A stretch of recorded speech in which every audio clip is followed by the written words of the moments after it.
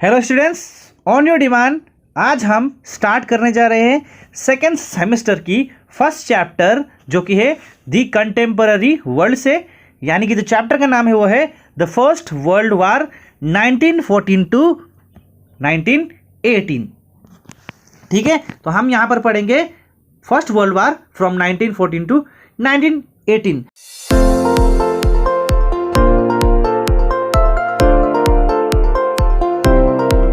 तो कहानी शुरू होती है 1914 में।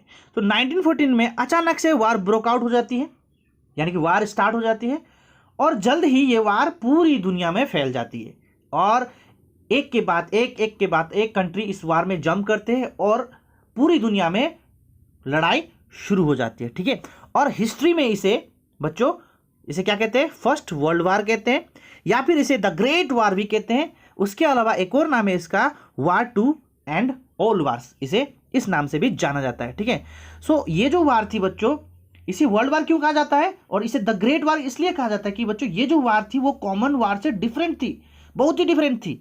It was different from the previous wars in many respect. और बच्चों ये जो वार है ये लगभग पूरी दुनिया में चला, यानी कि लगभग दुनिया के पूरे कंट्रीज इसमें क्या हो गए, इंक्लूड हो गए। और इससे इन कंट्रीज के इसके अलावा जो कंट्रीज जो न्यूट्रल थे, कुछ कुछ कंट्रीज, इन पर भी बहुत ही बुरा असर यानी कि नेगेटिव इन्फ्लुएंस इन पर भी हुआ। ठीक है, माना जाता है कि फर्स्ट वर्ल्ड वॉर के दौरान 1.7 करोड़ लोग मरे। ठीक है, यानी कि 1.7 सोल्जर्स इंक्लूडिंग सिविलियंस मरे, जो कि कोरोना वायरस की जो डेटा है उससे कई ज़्यादा, यानी कि कोरोना वायरस से वर्ल्ड वाइड कितने लोग मरे उससे कई ज़्यादा लोग फर्स्ट वर्ल्ड वार में मरे। जो ये जो वार है ये लैंड पर भी चला, यानी कि आर्मी भी लड़े, उसके अलावा एयर पर भी चला।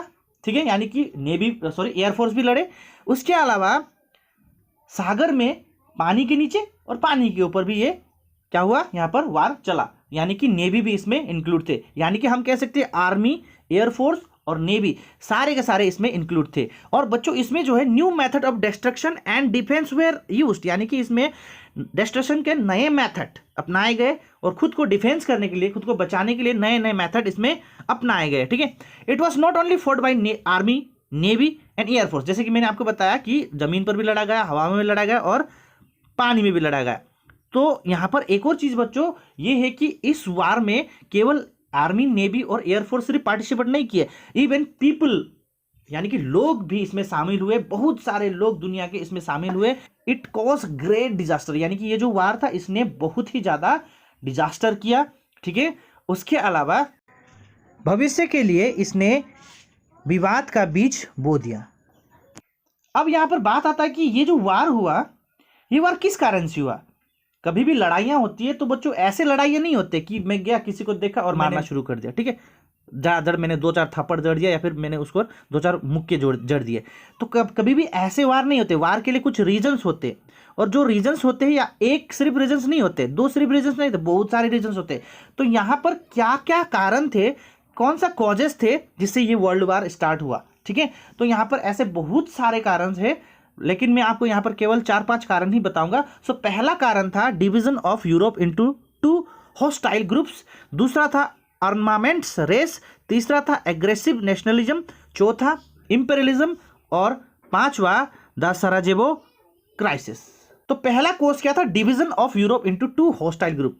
तो उस समय बच्चों यूरोप जो है 2 ग्रुप में बढ़ गए। ठीक है, Europe was divided into 2 hostile groups. Hostile का मतलब क्या होता है? अगेंस्ट ना, अगेंस्ट करने, यानी कि विपरीत वाला ग्रुप में। So first reason for the world war 1 is division of Europe into 2 hostile group, यानी कि यूरोप जो है 2 कंट्रीज में यानी कि 2 ग्रुप्स में डिवाइड हो गए। ठीक है, हॉस्टाइल ग्रुप्स का मतलब होता है अगेंस्ट करने वाला, यानी एक दूसरे के अगेंस्ट में 2 ग्रुप बन गए। So Europe was divided into 2 hostile groups. First group was triple alliance. जो पहला ग्रुप था वो क्या था?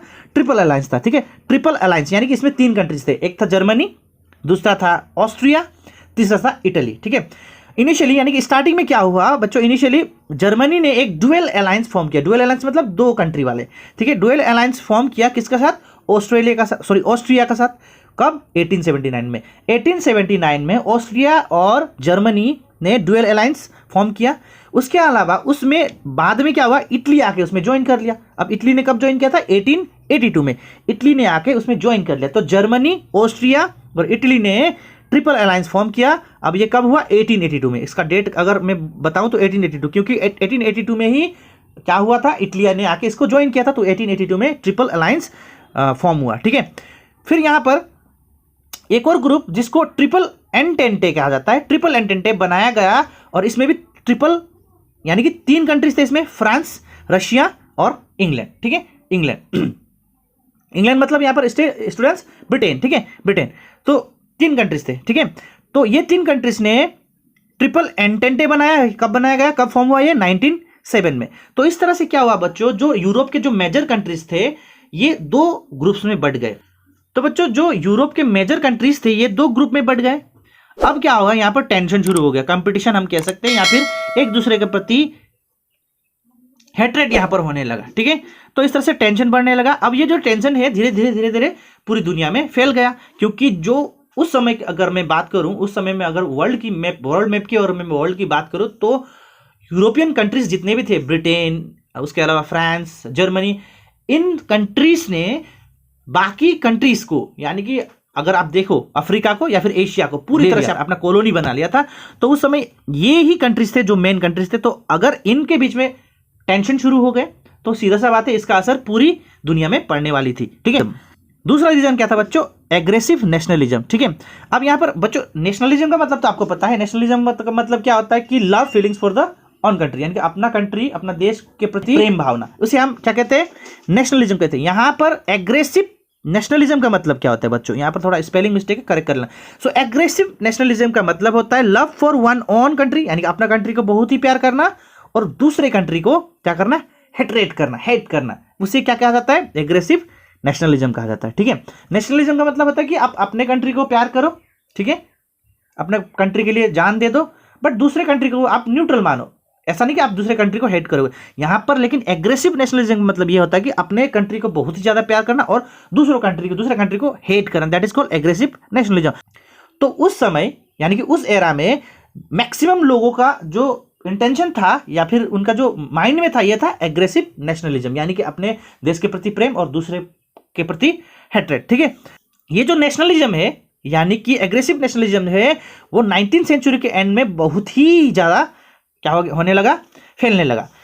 तो इसीलिए फ्रांस ये चाहता था जो प्रोविंसेस उससे पहले छीना गया था, ठीक है, अल्साक और लोरेन, ये वो वापस चाहता था। मुझे ये चाहिए क्योंकि ये मेरा अपना जमीन है, इसके प्रति मेरे लिए प्यार है, मुझे चाहिए, यहाँ पर मेरे लोग रहते हैं, ठीक है, यानी कि हमारा जो लोग हैं वहां पर रहते हैं, हमें बैक चाहिए। तो इटली भी ये चाहता था कि एक टेरिटरी है, यानी कि एक रीजन है टेरेंटिनो ट्रेस्टे, ठीक है, ये ऑस्ट्रिया में था। तो उस टेरिटरी को इटली क्या कर रहा है, इटली मांग रहा है कि ये मेरा टेरिटरी है क्योंकि यहाँ पर हमारे लोग रहते हैं, ठीक है। तो इस तरह से ये अपने तरफ इस टेरिटरी को करना चाह रहा था इटली। उसके अलावा जर्मनी की अगर हम बात करें तो जर्मनी का तो सोच ही अलग था भाई। Germany wanted his country to be the leader of the world, यानी कि वो चाहता था, जर्मनी क्या चाहता था कि जर्मनी चाहता था कि दुनिया का लीडर मैं बनूंगा, यानी कि मैं आई विल कंट्रोल और I will be the leader of the world, यानी कि मैं ही दुनिया को क्या करूंगा, राज करूंगा और मैं ही लीडर बनूंगा। और उसके अलावा बच्चों अगर हम ब्रिटेन की बात करें यानी कि इंग्लैंड की बात करें तो इंग्लैंड तो उस समय लगभग आप कह सकते हो कि दुनिया का 25% एरिया को, यानी फिर आपको एरिया को अपना कॉलोनी में कन्वर्ट कर चुका था। हमारा इंडिया, भारत भी ब्रिटेन का कंट्रोल में था, ब्रिटेन का कॉलोनी था। उसके अलावा अगर तुम देखोगे इधर अफ्रीका में, अफ्रीका का भी बहुत सारा मैक्सिमम रीजन जो है ब्रिटेन का अंदर में था, यानी कि ब्रिटेन ने कॉलोनी बना लिया था। उसके अलावा ऑस्ट्रेलिया, ठीक है। तो इस तरह से ब्रिटेन का अंदर में ऑलमोस्ट आप कह सकते हो 25% एरिया दुनिया का वो उसका कंट्रोल में था, ठीक है। अब क्या हुआ, the atmosphere was change with militant nationalism and inter state rivalries. अब क्या हो गया, यहां पर कंपटीशन होने लगा, हम कह सकते हैं यहां पर क्या हो गया, एटमोस्फेयर में थोड़ा सा। अब बच्चों ये जो एग्रेसिव नेशनलिज्म वाली जो फीलिंग है वो दुनिया में टेंशन क्रिएट करने लगा, प्रॉब्लम्स क्रिएट करने लगा, ठीक है। तो एक रीजन ये है। अब वर्ल्ड वॉर 1 का जो तीसरा रीजन है वो है इंपेरियलिज्म, ठीक है। अब इंपेरियलिज्म क्या होता है बच्चों, imperialism is a system by which a powerful nation used to establish its control over another countries by political pressure, infiltration, annexation और बाय आउटराइट वार्स। इंपीरियलिज्म का मतलब क्या होता है बच्चों, कोई बड़ा कंट्री, कोई पावरफुल कंट्री किसी छोटे कंट्री को किसी भी तरह से उसका जमीन को हथियाना, ठीक है, किसी भी तरह से वार करके हो या फिर किसी भी तरह से उसका जमीन को हथियाना और उसको अपना कॉलोनी में कन्वर्ट कर देना, इसी को कहा जाता है इंपीरियलिज्म। तो उस समय इंपीरियलिज्म जो है वो बहुत ही ज्यादा चलता था, यानी कि बड़े बड़े कंट्रीज क्या करते थे, छोटे छोटे कंट्रीज के ऊपर चढ़ाई करते थे, यानी कि अटैक करते थे, वार करते थे, उसके बाद वहां पर क्या करते थे, उनको उन एरिया को आप वो क्या करते, कैप्चर करते थे। फिर उसके बाद क्या करते थे, उस नेशंस को जिनको उन्होंने क्या किया है, कॉलोनी बनाया, उनको एक्सप्लॉइट करते थे, उनका रिसोर्सेज को एक्सप्लॉइट करते थे, उनके लोगों को एक्सप्लॉइट करते थे। और स्पेशली ये जो कॉलोनीज कंट्रीज जो होते थे जिनको उन्होंने इन्वेड किया या फिर जिसको उन्होंने अटैक किया और कैप्चर कर लिया, यहाँ से उनको रॉ मटेरियल मिल जाता, चीप लेबर मिल जाता, सस्ता लेबर मिल जाता, एग्रीकल्चर के लिए लैंड मिल जाता और ट्रेडिंग पोर्ट्स वगैरह बहुत सारे चीजें इनको मिल जाती थी। तो क्या हुआ, 19वीं सेंचुरी के एंड तक में ये जो इंपीरियलिज्म जो है बहुत ही ज्यादा फैल गया, बहुत ही ज्यादा फैल गया। हर एक कंट्री का अंदर में एक कंपटीशन से आ गया कि कौन किसको गुलाम बनाएगा। बड़े बड़े कंट्रीज आगे जाते और हर एक कंट्री को क्या करते, एनेक्स करते या फिर उन पर चढ़ाई करते और किसी भी तरह से मतलब अपना कॉलोनी में कन्वर्ट करते, अपने उनको गुलाम बनाते, ठीक है। तो इस तरह से कंपटीशन होने लगा। और बच्चों उस समय तक एशिया और अफ्रीका के, उसके अलावा कुछ कुछ अदर एरियाज के, यानी बाकी एरिया के जितने भी कंट्रीज थे ऑलमोस्ट सभी किसी ना किसी एक यूरोपियन कंट्री के कंट्रोल में आ चुके थे, यानी कि कोई एक किसी ना किसी इंपीरियलिस्ट यूरोपियन कंट्रीज के अंदर में आ चुके थे। तो बच्चों बाद में क्या हुआ, जर्मनी ने भी कॉलोनी बनाना स्टार्ट कर दिया, ठीक है, स्पेशली अफ्रीका में। तो जर्मनी ने अफ्रीका में कॉलोनीज बनाना स्टार्ट कर दिया। और जैसे कि मैंने आपको बताया, ब्रिटेन और फ्रांस का जो कॉलोनीज था अफ्रीका में, वो बहुत सारा कॉलोनीज था, मैक्सिमम एरियाज जो ये लोग ने क्या करके रखा था, कॉलोनी बना के रखा था। तो जर्मनी जाकर उनका कॉलोनी को भी उन्होंने क्या किया, छीना, ठीक है, उसको भी छीना और उसको उसमें भी अपना कॉलोनी बना लिया। स्पेशली अगर हम बात करें तो लैटिन अमेरिका, मिडिल ईस्ट और फार ईस्ट के कुछ एरियाज। अब जो बच्चों ये जो इंपीरियलिज्म सिस्टम है, यानी कि ये जो कॉलोनीज बनाने की जो सिस्टम थी, इससे भी क्या होने लगा, अब टेंशन बढ़ने लगा, ठीक है, दुनिया में फियर बढ़ने लगे, डर बढ़ने लगे, कब कोई किस पर अटैक कर दे, और म्यूचुअल हैट्रेड स्टार्ट हो गया, यानी कि एक दूसरे के प्रति जो घृणा जो है वो स्टार्ट हो गई। और धीरे धीरे ये टेंशन जो है दुनिया में बढ़ने लगी। और आगे हम देखेंगे पार्ट 2 में।